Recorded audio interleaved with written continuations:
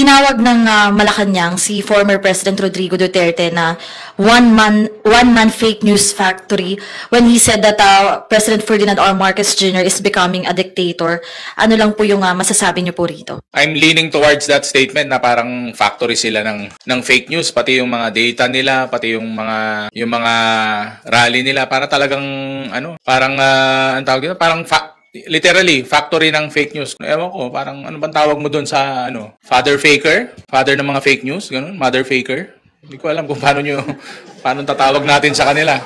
Father faker, mother faker, o anong tawag sa mga anak nila, fakerist? Bakit ba sinasabi ng ibang tao na diktador si Pangulong Bongbong? Dahil ba may basihan o dahil ba may interes ng paninira sa kapwa? Sa mga recent presidents ng bansa natin, I could easily say na si Pangulong Bongbong Marcos yata yung isa sa pinakamabait na eh. I don't see any iota of him becoming a dictator. It's actually the opposite. Pinalawak kasi ng PhilHealth yung kanilang benefit packages sa ating mga kababayan. Specifically, sinali na rin sa benefit packages yung outpatient emergency care at tinaasan pa yung case rate packages para sa critical illnesses. Ito rin yung sa PhilHealth po kasi matagal na rin nananawagan yung Kamara dito nga sa PhilHealth. Ano pong masasabi nyo rito sa expanded coverage po na ito? During our hearing, nandun naman po, you were all present during our hearing. Ito po yung mga part ng mga privilege speech, part po ng mga tanong during our hearing, yung nandun po ang PhilHealth na kasama natin. At wino-welcome po natin tong development na to kasi nakita po natin yung, sabi nyo nga, yung expansion na yan. Kailangan po talaga ng mga beneficiaries ng PhilHealth saka mga members po niyan. Sabi ko nga, kung ikukumpara mo dati, parang bulk talaga ng expenses na shoulder nung medical assistance program. Pero with that expansion, kumbaga, ito po talaga yung trabaho nila. We've been waiting for this. We've been telling the people na ito po ang kailangan ng taong bayan mula sa PhilHealth. And wino-welcome po natin at maganda po na development yan for PhilHealth. And sorry, yes po. Well, it validates our yung initial position po ng House of Representatives na that's the reason why we held a series of committee hearings precisely because we want to find out kung ano pa yung plano ng PhilHealth, how they would utilize their funds.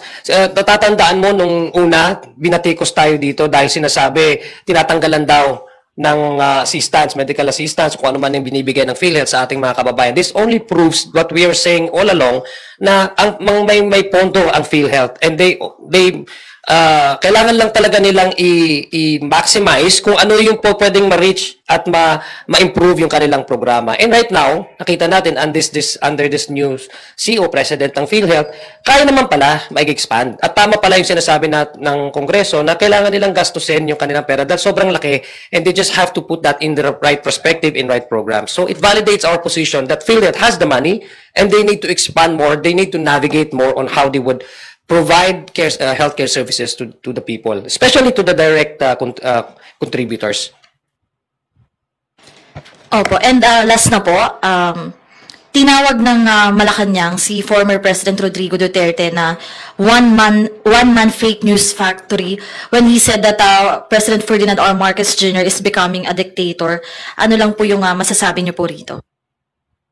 Well, ako dun sa statement, ang hirap po talaga parang I'm leaning towards that statement na parang factory sila ng fake news, pati yung mga data nila, pati yung mga rally nila, para talagang parang ang tawag dito, parang literally factory ng fake news kung baga. Tapos pag hinold sila accountable ng tao, kakambyo naman sila na joke lang daw yun. Parang nagmumukha tuloy silang joke eh.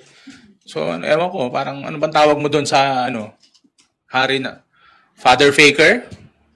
Father ng mga fake news, ganun, mother faker. Hindi ko alam kung paano tatawag natin sa kanila.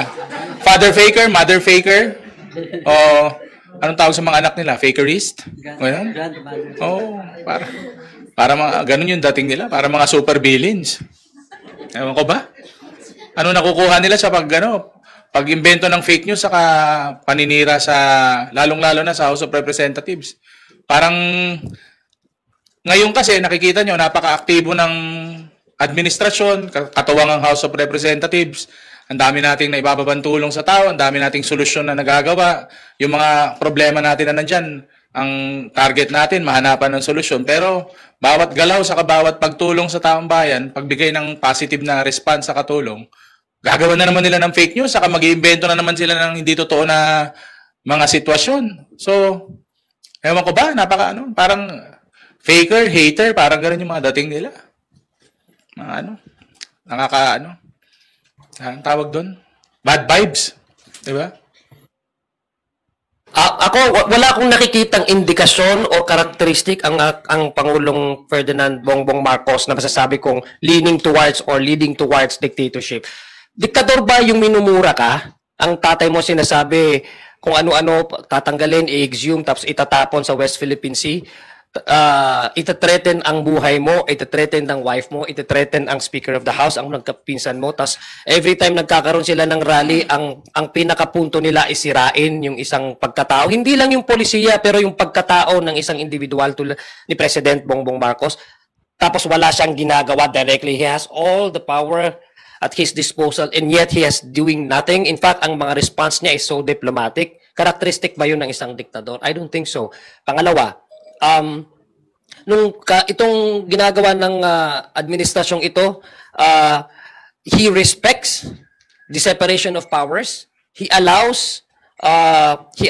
does not even want maraming mga legal opinion na sinasabi, President, you request the Senate to convene for an emergency session. He did not do that because he respects the separation of powers.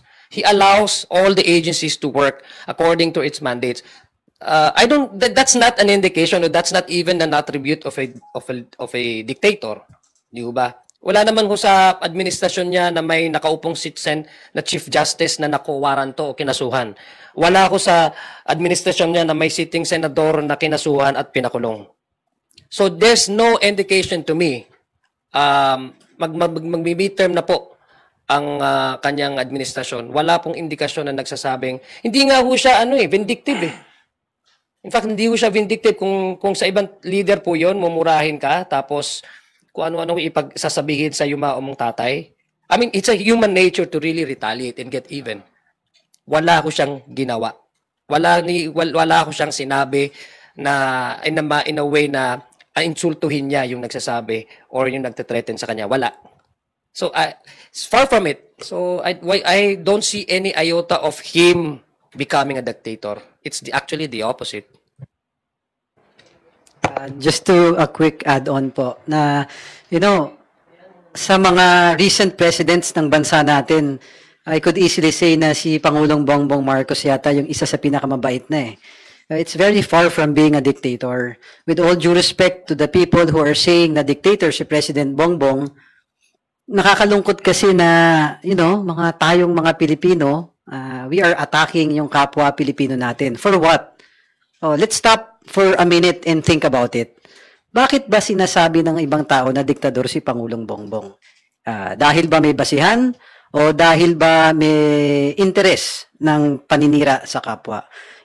In reality, ang kalaban nating mga Pilipino nasa labas ng bansa natin. We should look outside our borders who are trying to bully us.